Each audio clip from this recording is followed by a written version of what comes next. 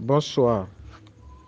En fait, les gens ne comprennent pas ce que veut dire la portée spirituelle métaphysique de l'argent. Je vais vous expliquer un truc que vous allez me comprendre.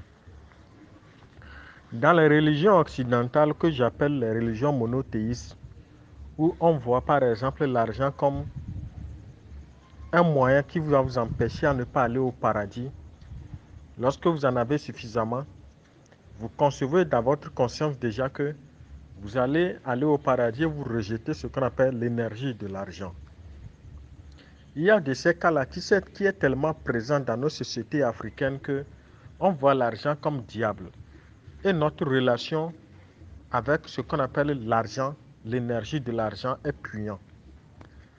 Alors que cette relation avec l'argent, avec l'énergie de l'argent, devait être une relation d'équilibre, où l'argent devait être un serviteur, où l'argent devait travailler pour nous.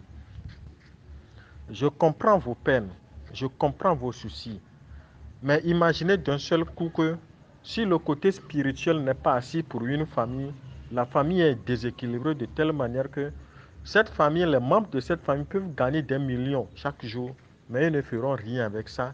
Ils seront encore très endettés en faisant des prêts. Je ne sais pas si vous me compreniez. Ce qu'il faut faire, c'est simple. C'est d'arranger par exemple les choses. C'est bien vrai que certaines âmes sur cette terre, lorsqu'ils gagnent de l'argent, leur main est trouée par ce qu'on appelle le pouvoir de la sorcellerie négative et qu'on sort par des entités. Imaginez quelqu'un qui est déséquilibré et qui gagne par exemple 1 million par mois. Vous pensez qu'il pourra faire quelque chose avec cet argent-là? Non, il ne le fera rien. Il va simplement le dépenser en l'air et après encore demander des prêts. Tout est question de vibration. Tout est question de spiritualité. Tout est question de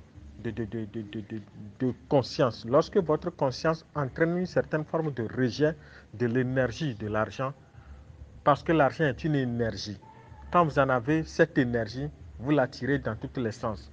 Et j'ai bien dit dans un de mes livres que le travail que nous faisons, le travail que nous devons faire, et le travail que Dieu nous a donné à venir faire. Tout le monde n'est pas appelé à être peintre.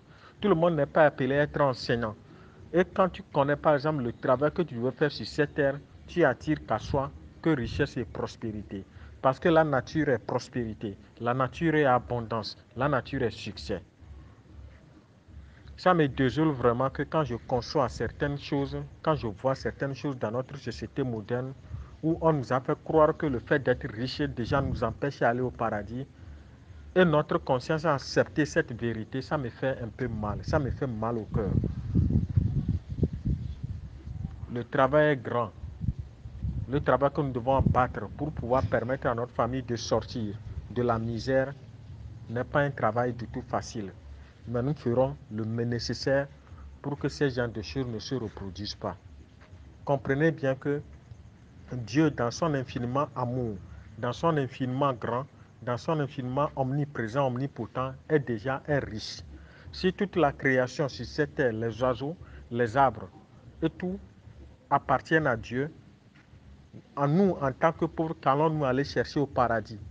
Parce que Dieu ne va pas accepter que nous soyons pauvres. Il ne nous a pas créés pour que nous demeurions pauvres dans notre existence sur cette terre.